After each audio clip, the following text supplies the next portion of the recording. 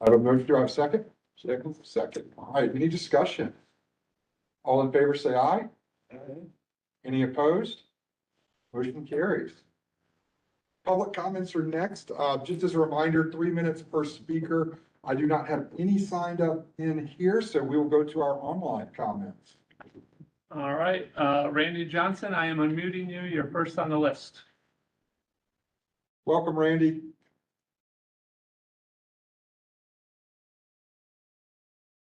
Hey, Randy, can you hear us? Yes. Can you hear me? We can hear you. Thanks, Randy. Great, great. Yeah. Hard to tell. I have to also click an unmute button. Sorry I missed the last meeting. I got distracted or sidetracked just before at 6:15. I remembered. I said, oops. It sounded like it looked like it was a good meeting that I missed. I think you had part 150 there. I'll do my normal.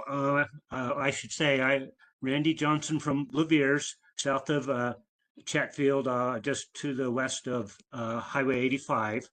And I write down the number of planes I hear, noticeable planes, and I will go through that.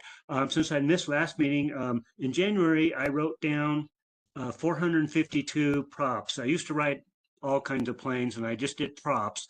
I submitted 23 complaints to Centennial and actually 8 to Rocky Mountain. So I had a few more last year. Now, some that was when the planes seemed to sort of turn to fly directly over, I submitted complaints were in the past. I was doing, if they were doing maneuvers, basically overhead. So that's why you might see some more. Now, last month of February, I submitted 21 complaints to Centennial and 3 to Rocky Mountain. So actually, obviously, been quieter. I do want to mention having a lot of longer periods of quiet. It's very noticeable in the last couple of weeks. I want to let you know that. I want to thank the pilots that don't fly directly over. I know I continue to say the same thing on that. But like I said, it's been noticeable. I believe the pilots are, they're doing. I think they're trying to do better. You know what I mean, for everybody. I looked through. Let me see the notes here. What I want to say here. I'm hoping. Let me know when I run out of time. Got 1 minute left, so you're good. Oh, okay. One thing, I looked through the notes and I noticed, you're doing the unleaded fuel. It was interesting. I don't take my, since I call it Centennial, I think maybe theirs was easier because maybe I think existing, I'm going to say FBO had a tank available. So that was interesting that maybe their unleaded fuel storage was maybe a little bit easier. I noticed that you guys are having to do a little bit more work on that. Let me see here. Let me see. Rocky Mountain. Communications. Centennial has a point of contact for noise. Do you guys have a point of contact for noise at Rocky Mountain? I don't know if I can ask questions. Sorry. Yeah. 5 seconds. We do have an online form for that, so I don't want you to run out. 3 seconds here. If you got any other comments. Okay. No, I do the online form. Okay, I was just curious, and I think it's been working. So I submit comments, and I noticed a change. I just want to let you know that. Okay. Hey, that's it. Thank you. Thanks, Randy. Okay, Brad Walker, you are next on the comment list, and I'm unmuting you now. Welcome, Brad. Everyone hear me? We can hear you. Awesome. It's good to see. Sorry I can't be there. I'm pulled away on doing some airplane stuff. Anyways, wanted to make some comments. I've noticed that Save Our Skies Alliance is starting to exert influence at the Jefferson County commissioners. Commissioner Zinzinger was a prime sponsor of HB 24-1235. And I perceive the political influences that now that she's on the board of commissioners, Save Our Skies can exert influence through the political process. And ultimately that comes down to you folks. I'd like to remind you, you have several lawsuits, and deviating from anything that would be perceived as political, deviating from anything that would be perceived as following the rules and regulations, um, would definitely catch my attention and others. Um, Obviously, we want the pilots and the community to make some positive improvements, but this undue political influence that's starting to be exerted is extremely unhelpful. I can imagine that you, as board members of the Airport Advisory Board, are going to start hearing about that. And to be honest with you, like I said, I find it extremely unhelpful. Some of the things they're advocating are clearly in violation of the law. Congress has mandated uh, by law with the FAA Reauthorization Act that you cannot ban leaded fuel until 2030. Clearly, the FAA, the airport's doing a great job of trying to uh, get unleaded fuel, and their efforts should be commended and continued. But landing fees that they're advocating for are definitely not going to happen. And if it does, if there's any talk about it at the Airport Advisory Board, it's going to make the situation worse. Please continue to do what you folks have been doing the last few months, and that is good stewardship of the airport and following the rules and regs. Uh, Barring that, I don't think there's anything else you can do. So thank you for your efforts. Let's continue to stay focused on following the rules and regs. And I appreciate you taking my comments tonight. Thank you, Brad. Any other online? All right, we will close the public comment portion. We will move to our first business item, the community engagement plan. So Sydney, it's going to you. It is going to me. Thank you. So we've talked about it. I started again January 6th. And so we've talked about it at the last two meetings, and I'm excited to really dive into the plan. I want to preface before I jump in that I'm hopeful that this is more of a conversation. And if you have thoughts or ideas or something that maybe I've overlooked or you have questions about, I encourage you to please share that here now. So it can really be more of a dialogue. So overall, our primary message and goal is that RMMA is committed to acknowledging the frustration and disappointment that many community members have expressed regarding their experiences with the airport in a way that feels authentic and leaves room for collaboration and understanding for all parties. And our top priority is to ensure that our community engagement efforts are meaningful, transparent, and accessible. So we have a few different plans that I'll walk through tonight. The first, the strategic communications plan, aligns with our mission, our vision, and our values with strategic objectives to enhance community engagement, strengthen stakeholder trust, and promote the airport as a strong community partner. By addressing key audiences and fostering collaboration, we hope that this plan establishes a framework for transparent, consistent, and adaptive communication. So we have a few objectives that go into this plan.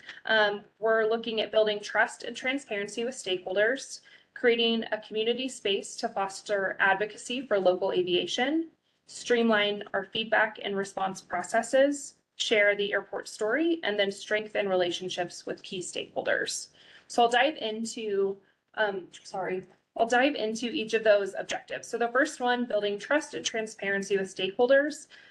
So we're trying to develop transparent communication channels. That's through building up our website. We're going through a rebrand currently with the county. We're building our social media sites, continuing to send out our newsletters, all with timely, clear information.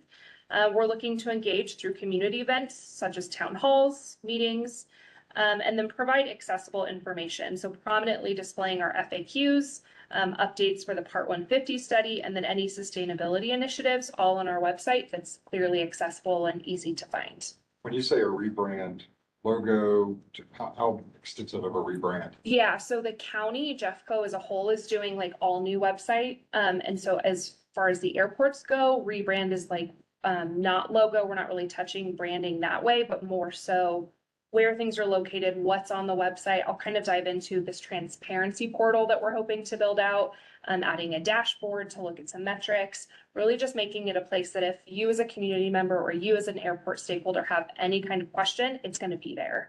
That was one of the first things I noticed when I started, is maybe our website isn't as user-friendly as it can be and doesn't makes you click through a lot of things to find different areas that you might be interested in. So we're just really trying to simplify that process. What do you consider the definition of stakeholder to be? Yeah, so that would be anyone that cares about the airport, whether you're a tenant, whether you're a business surrounding the airport, a community member, if you just like general aviation, if you're a hobbyist, if you live near Centennial but are wondering what we're doing up here, really anyone that would have an interest in what's going on at RMMA. Sounds like you're talking about the interest of people who are happy about the airport. No, not necessarily. I think it's important to me to hear all voices and all opinions, whether that's someone that really does love the airport or someone that really doesn't and is having a difficult experience with us. We're interested in meeting with, I don't want to say sides, but all groups of individuals and hearing all opinions. But to be the stakeholder that you're addressing with this plan, you need to be someone who's benefiting from the airport in some fashion. But if you're a community member, and you're unhappy, I would say you're a stakeholder. You're unhappy with your experience. Okay. Objective B, so creating a community space to foster advocacy for local aviation. So we're wanting to transform RMMA into a hub of education and community engagement. So an idea that we had was to create interactive exhibits here in the terminal building, showcasing aviation history, careers, and the airport's role in the region. Hosting community-centric events like an aviation open house with tours, tenant showcases, local vendor participation, aviation career fairs in partnership with local businesses and industry leaders, and then collaborating with tenants for community engagement. So that could be like a pilot meetup or a STEM workshop or sponsoring charity events. So it's really kind of opening the doors on the airport and providing education on the history of how we got to where we are now. The third objective, streamline feedback and response processes. So it's important that we establish a clear feedback mechanism. So we've designed a centralized feedback email that will be managed by the communications team to respond and track public comments, monitoring the feedback trends. So using analytical tools to track concerns, identifying reoccurring themes for proactive action. And then it's really important to us to ensure timely responses. So establishing a formal timeline for addressing public inquiries and making sure that if someone says, hey, I've been complaining or I've been reaching out and I'm not hearing anything back, that we have a structure to say, within 1 week, we're responding to you. That currently doesn't exist, and it's important to me that we put that in place. So that speaks a little bit to what our commenter Randy was asking about earlier. So where that form now doesn't have a response, you're looking to make that a more responsive mechanism. Absolutely. Yep. And this is still in conversation. We're planning that. So I don't have a lot of details on what that plan looks like, but everything I'm talking about, as decisions are made and as processes are developed, that will be explained here on our website, on social media. So it's really accessible, and anyone that would want to use it or have a question knows how they can find that information. So maybe an unfair question, but I think it's maybe important Yeah. based on the conversation.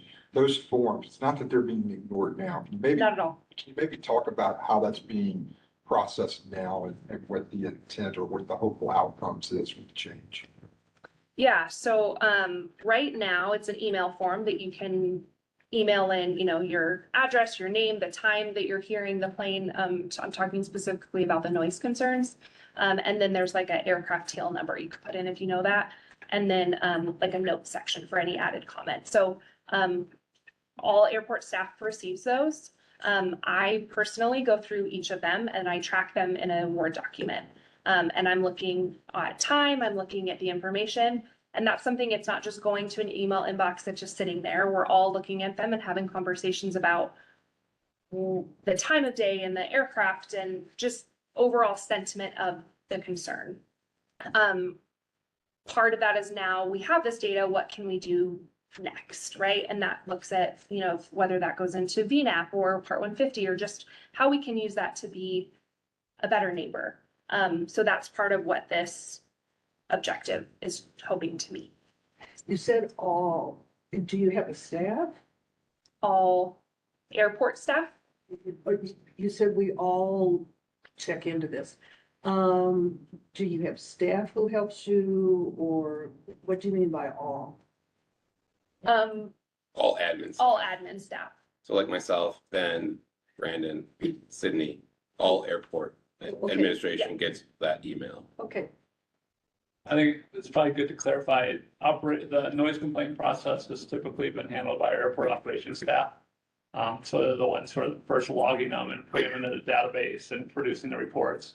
And now with Sydney's arrival, we're kind of reviewing exactly how that's gonna work, but yeah, that's one of those first steps is admin staff all receive those same emails. And then discussing how that's gonna go going forward. Our next objective, sharing our MMA story. So creative, proactive content. So we're working on developing monthly content calendars to highlight the airport's economic impact, innovation, and community contributions. Also looking at publishing tenant spotlights to showcase partnerships and industry advancements, similar to what we did at last month's advisory board meeting. Leveraging multimedia storytelling, so producing content for our website and social media that focuses on safety and sustainability, also features airport staff, tenants, other stakeholders, and then collaborating with media outlets to host media tours, provide media kits to enhance our coverage, and then highlight the positive work, again, related to sustainability, responsible growth, and development and innovation. And then strengthening relationships with key stakeholders, so regular communication with local governments. We're wanting to distribute a quarterly newsletter detailing the projects and the updates from the airports, establishing meeting cadences, so coordinating quarterly summits with local jurisdictions to address shared concerns and goals, and making sure that we're really, again, being a good neighbor and hearing from all of the communities, and then proactively building new relationships, so identifying new partnership opportunities with regional businesses, schools, and nonprofits. So as I mentioned, our website redesign, the county is sort of leading that project. So end of March, but again, I don't want anyone to be tied to if they look at April 1st and the website looks the same. That's just our goal. Ensuring that our documents are up to digital accessibility standards, and then building out that transparency portal I referenced to house documents for the public to easily access. We're looking to implement our social media and community engagement strategies.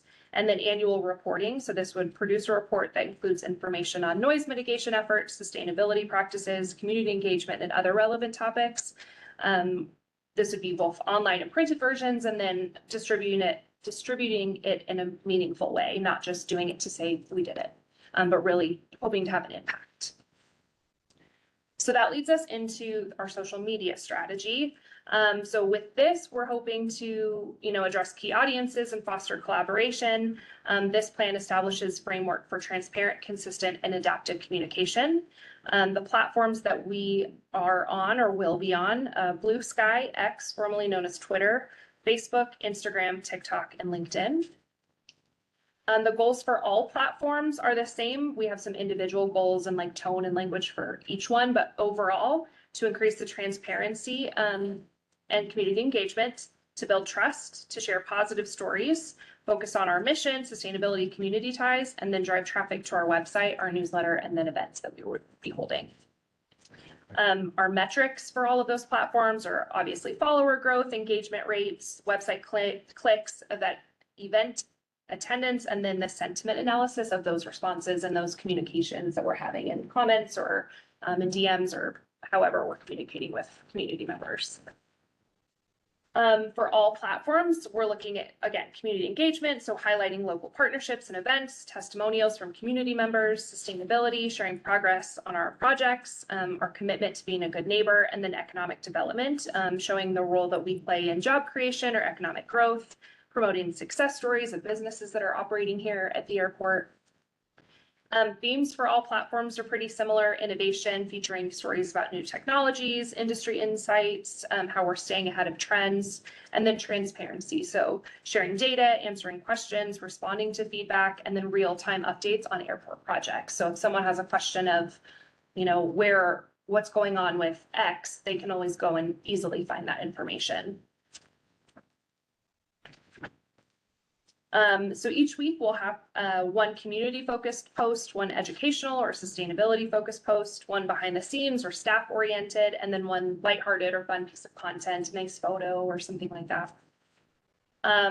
We have some platform specific tactics. So for Blue Sky, we're looking at targeting early adopters, tech savvy users, more thought leadership posts about sustainability and innovation in aviation. For X, formerly known as Twitter, it would be like real-time updates about events, emergency alerts, news. Facebook is highlighting community events, local partnerships, nostalgia-driven content, so like airport history or milestones. In July, the airport will have its 65th anniversary, so things like that would be shared there. Instagram is like pretty visual things of the airport, employee spotlights or community activities. TikTok is a pretty fun place to go, right? People are scrolling to kind of get a relief from like hard news. So showcasing engaging and fun content. And then LinkedIn would be focused on professional audiences by sharing our economic impact, partnerships, and the career opportunities. Are you able to have an accounting team to help with a lot? Like this is a large lift to someone that, I mean. Yeah. A lot. So we are in the process of hiring a community engagement coordinator. And so a large part of that position is helping run these social media accounts. And you have the same face that the airport team did when I proposed this of like, it's a lot of posting. And it is, but it's a lot of cross posting, right? So you're really making like 5 to 7 pieces of content and then cross posting it on all platforms. So it's not necessarily like a new idea per post, which makes it more manageable. It's also, you know, those posts throughout the week include retweets or reshares or, you know, just updates that are like real time happening that you're not really having to plan for. You're just saying, oh, this is happening now. Let me tweet it out quick. But it's good, it's largely the two of you. It's not, Correct. it's not into the greater PR team within the county. Correct. This new hire will be a airport hire, not general, not gonna do work for other entities in Jefferson County. No, airport. Okay, community engagement. So again, I'm kind of saying the same thing again, but focusing on proactive and inclusive communication. Our community engagement strategy plan aims to address community concerns, build positive relationships, and then highlight our contributions to sustainability, community involvement, and innovation. So for all of our initiatives, if you want to go to the next slide. For all of our initiatives, we are looking to increase transparency and provide accessible information about RMMA operations, decisions, and initiatives, build and strengthen trust through consistent and meaningful engagement, foster dialogue with residents to address concerns, reduce misunderstandings, and collaborate on solutions, and then promote the airport as a positive contributor to the region's economy, sustainability, and community growth. So metrics for those would be attendance and participation, of course, growth in our newsletter subscribers and email campaign open rates, engagement rates across social media platforms, reduction in complaint volume or shifts in sentiment expressed in feedback, and then media coverage and a positive public sentiment trends over time. So just hoping that by having and hosting those conversations, we're really headed in a direction that's more positive for everyone that's involved, all stakeholders. Our engagement plans include quarterly town hall meetings. So that would be here at the airport to address community concerns, provide updates, and then gather public input. Open house events, organizing monthly tours and informational events to showcase our operations, safety measures, and sustainability efforts. So that's where like you could come on a Saturday and we would drive you around the airport and explain things that are going on and project updates. Of course, airport advisory board meetings, continuing these monthly board meetings to ensure ongoing dialogue and collaboration. And then partnering with schools to educate students about aviation careers, our role in the community, and then reinforcing partnerships with like Metro State University to highlight success stories and graduation rates from the flight schools. When do you hope to kick off your first quarterly town hall meeting? Yeah, so we're looking at next quarter. So this first quarter, I sort of put this plan together and then wanted to present to you. And then now that we're initiating it and diving in, then we'll start planning those events and then make sure that it's accessible and everyone knows when they're happening. So then people can be involved. How close are you to hiring help? Interviews will start in the next 2 weeks. Engagement plans continued, so partnerships and community leaders and groups. So that's coordinating with local leaders, homeowners associations, city officials to share updates and invite feedback directly from their audiences. Large events, so that's, I think whatever year you started in, Ben, like The last air show. yeah, like air shows, maybe not to that scale, depending, like parking's an issue for us, but just larger events like that to bring the community in. Sponsorships, and then really hosting like an educational campaign. So sessions on airport operations and noise management strategies, creating a space for residents to learn and ask questions. We're really interested in collaborating with outside experts to provide third-party insights. So it's not just like airport staff talking. And then launching those campaigns to explain our strategies and things that we may be implementing, such as flight paths or how RMMA is working with flight schools to minimize noise impacts. What sort of mechanism do you envision to coordinate with HOAs? That is a great question, and I'm not sure that I have an answer to that at this point. Obviously, I'm still just a few months in, so I haven't been able to connect a lot as I've been building this, but I think I know they all have like their Facebook pages and their like city PIOs I can work with to get that information. So that's sort of my plan now, but if you have any ideas on how it would, a better way to communicate with and coordinate with them, I'd love to hear it. Splitting hairs a little bit, I'm looking down at Paul, but there's metro districts and their HOAs. They're very similar, but explicitly different. Okay. Just know that as you're navigating neighborhoods. Some are metro districts, some are HOAs. That's helpful. Thank you.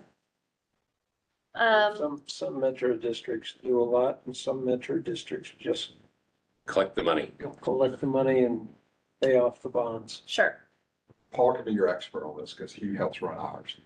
You, You're with Skies, what is it? Not I'm Sky on the Stone. board with the Skysville You got HOA. you got two metro districts guys here. Okay. Good to know.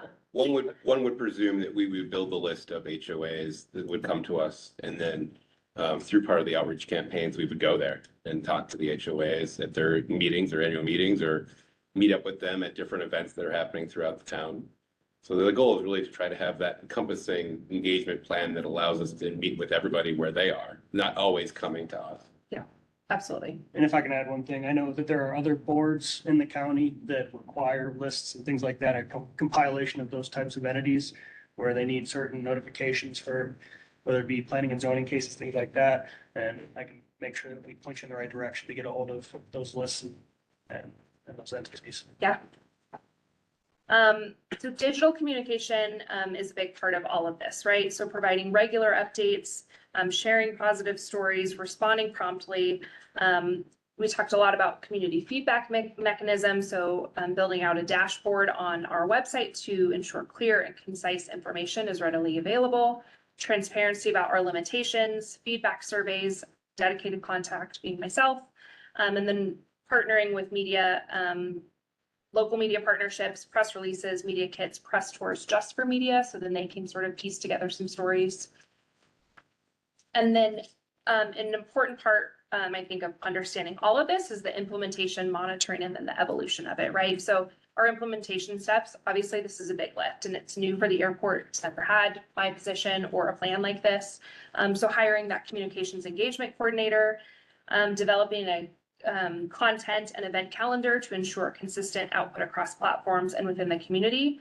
And then working with Jefferson County's public affairs group to make sure all of our messaging is cohesive for the county.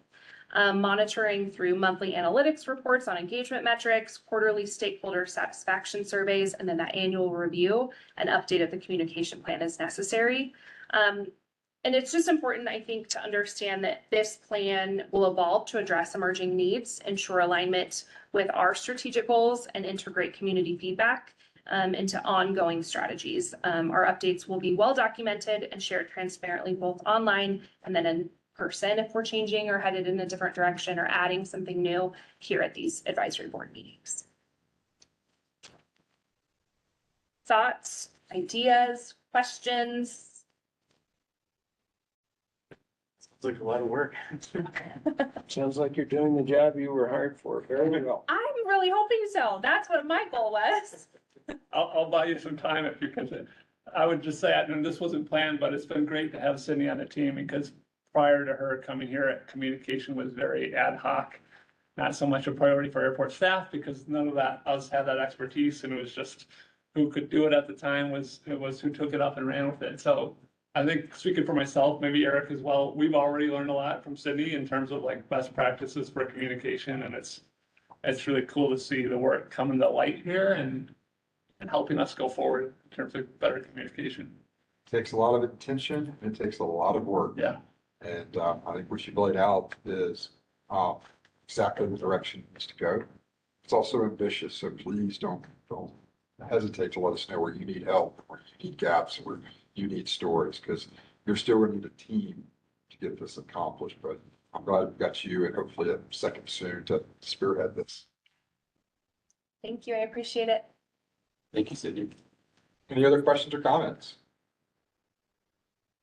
All right, we will move to item B, Part 141, Flight School Modernization Discussion. This one came up at the last meeting. There's a lot of interest around this afterwards, and so am I turning it over to Eric? Turning over to me, but it's going to really be about you. So really, okay, so the FAA is really going through talking about modernizing Part 141, which has to do with commercial flight training.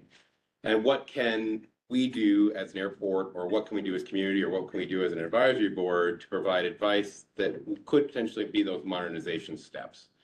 There is a deadline for comments. It's actually not coming up, March 21st, 2025, and I provide the docket number for where you can provide comments. Last time I looked, there was about 176 comments on the docket. A lot of it having to do with lots of different types of topics between community engagement, noise concerns, leaded fuel concerns, and then there's also conversations about different types of things that we potentially do as an airport with our flight schools that could potentially change 141. I think I'll keep what other community members have said to myself at the moment. If you want to go to the next slide, really, this kind of comes down to, do you have suggestions that we may be able to do for 141? Is there things that the airport could write a letter of support to that you would find interesting or that you think would be useful for modernization of 141?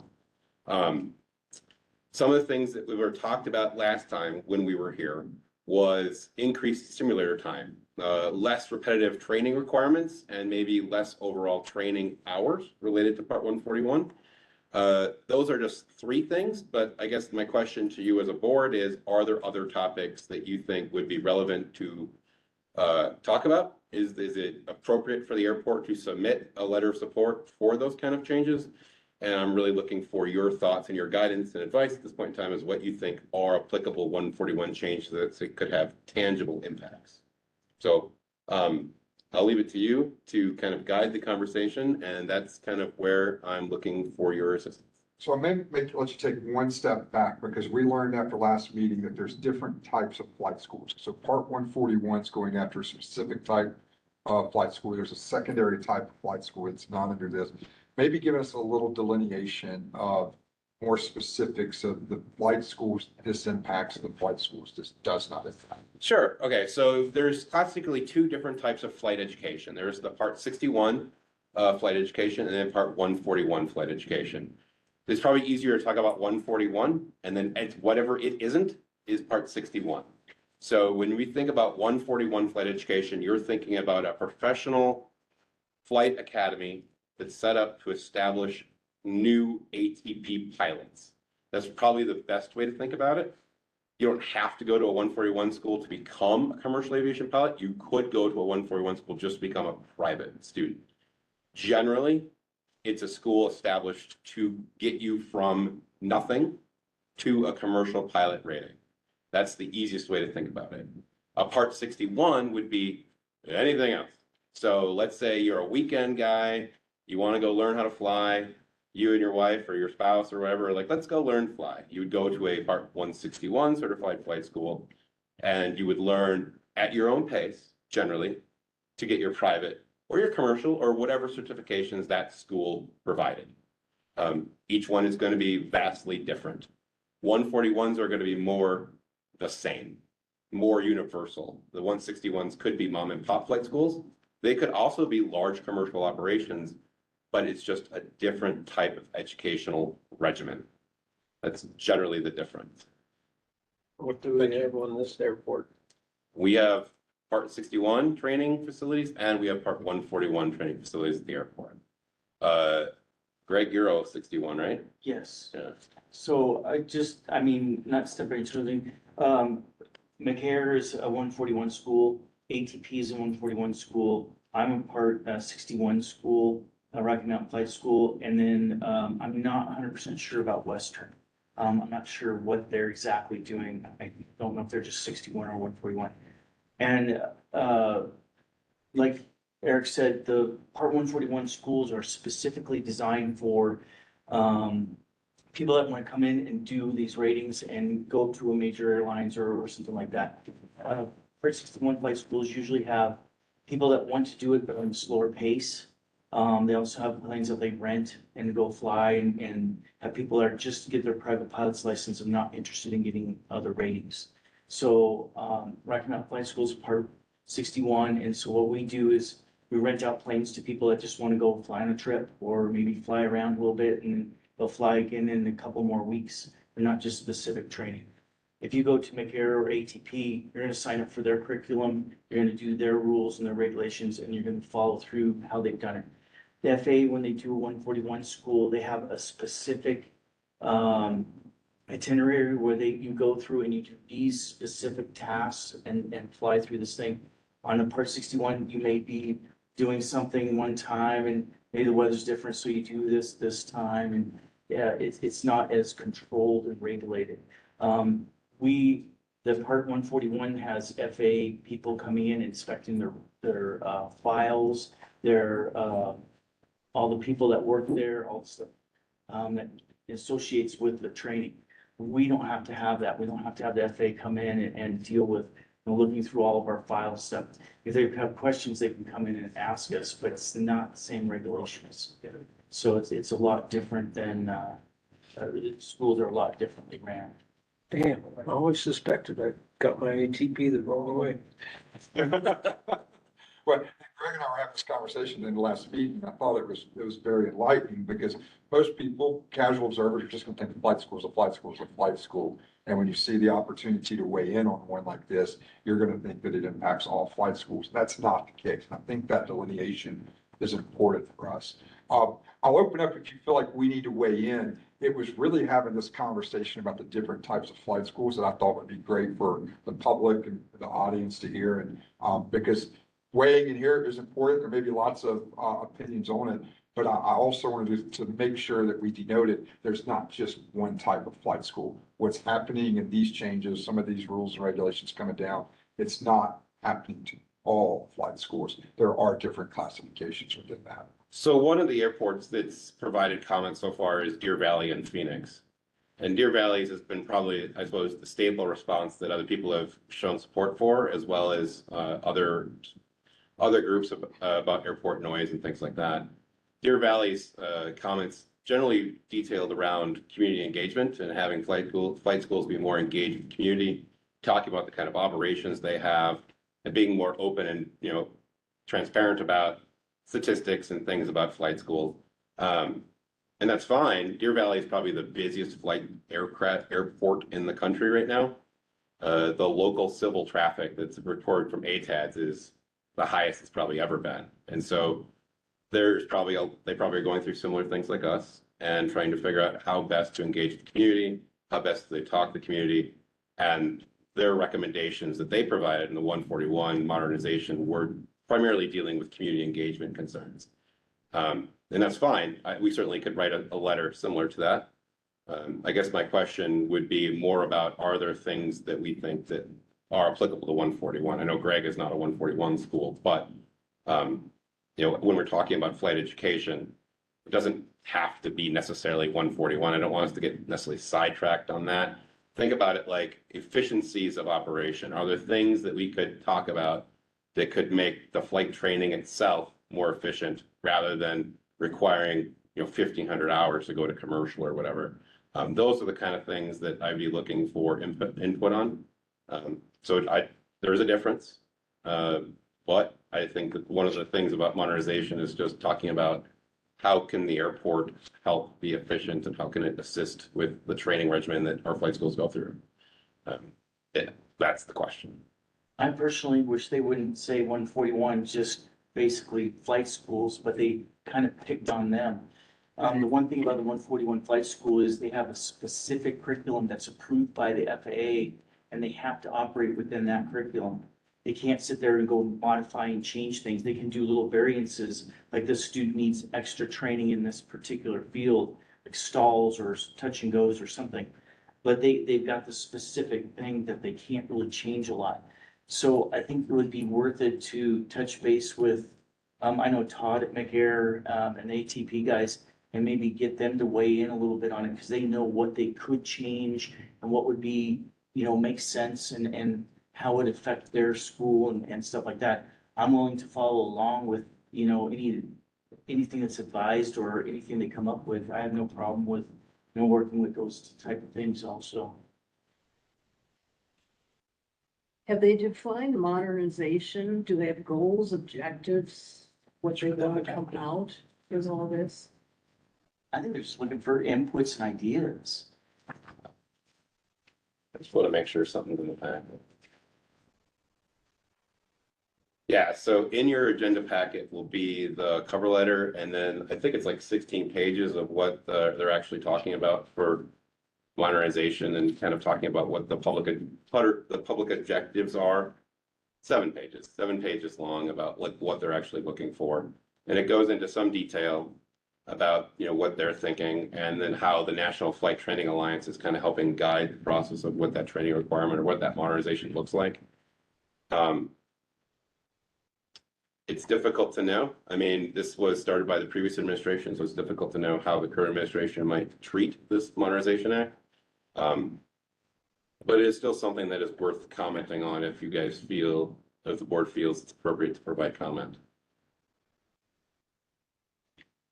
I can't speak like Greg can to the specific efficiencies and things that could streamline the training, but as an airport and as an advisory board, it seems like maybe encouraging them to include some community impact discussion to the training curriculum. Because I think that affects pretty much every airport, every training airport in the country. And that may be noise, it may be fuel, it just may be, procedures or entering traffic patterns and things like that. And I don't think that the FAA can be, your discussion of Arizona or Deer Park is Deer Valley. Deer Valley, I don't know that the FAA can be responsible for telling flight schools to be better at community engagement. I think more though along the lines of community impact or into the training curriculum. You know what I mean? So like part of the training curriculum would be to make sure that like pilots understand like their operations can have an impact on the community. Yeah, exactly. They can understand the impact that it's got on in terms of noise, in terms of the unleaded fuel issue and things like that. I mean, that's all modernization that's affecting every airport in the country. It's a pretty quick turnaround. I see the letter was on December 16th, right in the middle of the holidays, and then you had about 10 weeks to get responses in, but it wanted you to stakeholders. It's a quick turnaround. I'm assuming that there's no talk of extending the deadline any further. No, they've already started having public sessions. They had their first meeting, I think on March 6th. And then they have hybrid meetings all throughout until like July, I believe, June or July, where you can log into a hybrid session. I think they're held in Atlanta, and then you'll be able to participate in those modernization discussions. Okay, so the conversations are going to continue long past the March 21st. Yeah, the March 21st deadline is just for public comment, and then they will continue to have the conversation about how do they take that public comment that they've received, and how could it possibly be worked into law such to do it? assuming the FAA wants to do any part of it. That's the trick with the FAA. You never really do know what their prerogatives are. But if it's worth commenting on, then I wouldn't worry about what the FAA's opinion is. You just do it. Yeah, sounds a little bit like, I don't know that we've got a consensus that we want to put in by March 21st, but I think it'd be a great thing to advertise access to these meetings, transparency. If they're doing hybrid meetings across the country, that seems like a great role for us, is to make sure that we're communicating out those opportunities to participate. So anyone feel differently on that? Well, I appreciate the rules that the FAA has to ask for public comment about these sorts of things. I can't imagine anybody who have anything useful to say who hasn't previously been trained in a Part 141 school, or currently being trained, or having run a Part 141 school. As far as the public's concerned, it's just more airplanes over there doing whatever airplanes do. Yeah, that's one way to look at it, would be that it's one, community engagement is a way to talk about things that exist. If we're talking about the overall picture of what does flight training as a whole look like, community engagement helps explain something, but it doesn't help control the thing. And so if the question is, what kind of things would help mitigate continued operations, that's maybe kind of the things that I think would be useful to recommend to the FAA, rather than just talk to people. And that's fine, and we should do that. But really, I think that one of the questions is, how do you decrease flight time? How do you decrease repetitive actions? How do you take some of the stuff that's done in a plane and do it in a way in a simulator where it's not practical hours on an aircraft? When we're talking about modernization, it makes sense that you should be able to have more sim time. The sims are great. Like, Microsoft Flight Simulator is always pretty good. You can be certified. Some hours can actually be certified in Microsoft Flight Simulator. So, I mean, some more digital basis in flight training, I think, would be useful.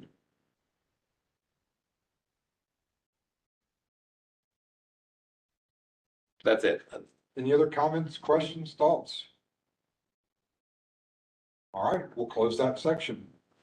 We'll move on to project updates, Basin 160. All right, I believe at the last meeting, I stated, hopefully that was my second to last update on this, and this should be the last one. The contractor was out there doing final grading of topsoil yesterday, and we'll still have seeding to put down shortly, but I think there's one more runway closure probably tomorrow morning to get some final materials out.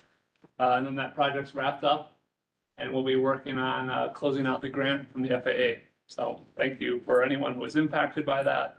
You're the reason we haven't had any snow in a bad ski season, because Yeah, they've been playing nice for your Basin 160. Yeah, they had some weather delays, but they're also impressively working out there when it was like 5 degrees out. So a lot of respect for those guys to keep the project moving. Yeah, it was a 45-day project, and I think maybe they might have an extra week, maybe. Yeah, something like 10 days. So like they've done good work for us. Yeah. Any questions there? No. Who was the contractor on that? Jeffco Construction. And so taxiway Kilo and Delta, this one is still in like the construction phase where we're working on permitting and utilities still. I've said this the last couple months, but it's not easy working with, particularly with Excel. So we're working on rerouting electric and gas lines. We think we have the proposed alignments for those, but we still need to survey and get easements for those. We also have just submitted for the grading permit with Jefferson County. So we're going through those final procedural steps, and the scheduling of Excel is really going to be kind of the wild card on when we can start construction of the actual taxiway, because they have to relocate it, an electric and gas line before we can start on the extension. So still TBD on this one. Hopefully I have like a more firm update next one, but we'll see. Unleaded fuel, this one we're making some progress on. Wolpert is starting to talk about design of this project. We're currently working through the fees and kind of those last procedural grant steps with the FAA.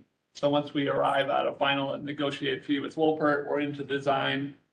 The goal is to have that fully designed and out to bid sometime this summer.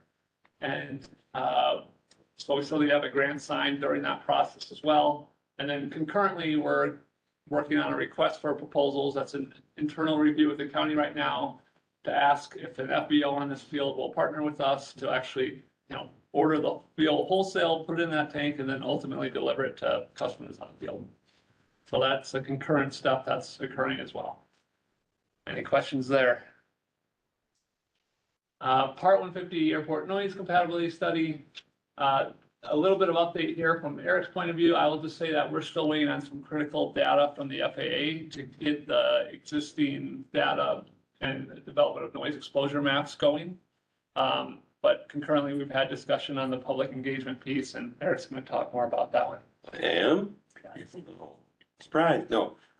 So generally, when a Part 150 study is done, you have an advisory committee that guides that process, and we've talked back and forth a few times about what that might look like.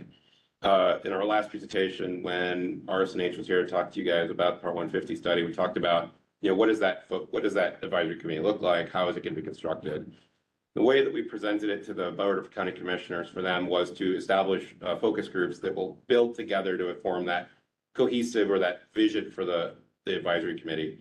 We're looking at one focus group for airport users, and what we would do is we would kind of solicit airport users that would be interested in participating in that process that meet certain criteria, and we would talk about that criteria when we got to that point.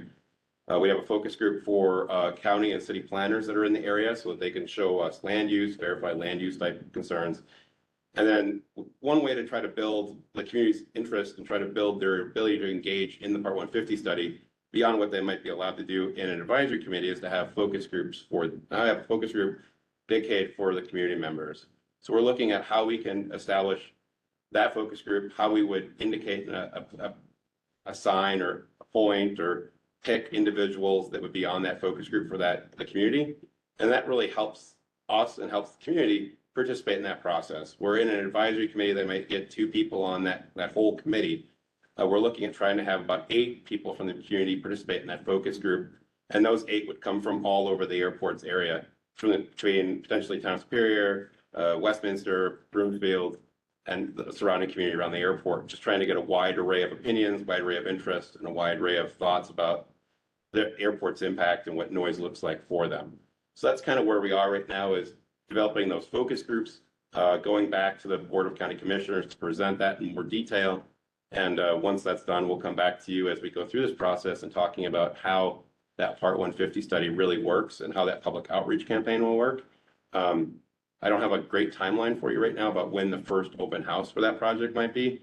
It could be after Memorial Day or into the summer at this point in time is what that looks like. But we're really trying to figure out the best possible way to get as much engagement in this process as possible, while ensuring that once that engagement is done, they can have an ability to look at what's happening for the 150 study, report that back to the people at large, and participate in those public open houses too, to show, what the Part 150 study is doing, how it's working, and what those noise exposure maps look like. And if we get to a noise compatibility plan, that focus group can help participate in that process too, about what are suggestions the airport could do to make changes in the operation that would be voluntary in this case, but still things the airport could potentially do that would be part of the 150 noise study for the NCP. That's where we are at the moment for that focus group concept.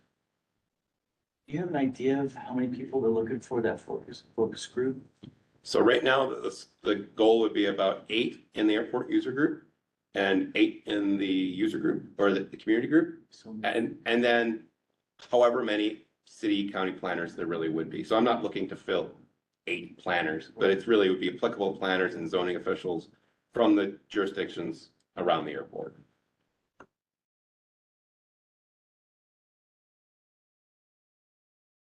Any questions?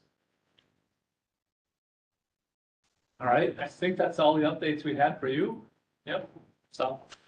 All right. So before we adjourn, we've got, the schedule for the next meeting is showing April 9th, I believe. That's the second Wednesday. Any issues with that? If not, we'll move forward with April 9th. Any last closing comments? All right. Thanks everyone for coming tonight. John, thanks for joining us virtually. We are adjourned. Thank you guys very much. Thank you. I move to adjourn. 2 seconds. So, motion to adjourn, second, all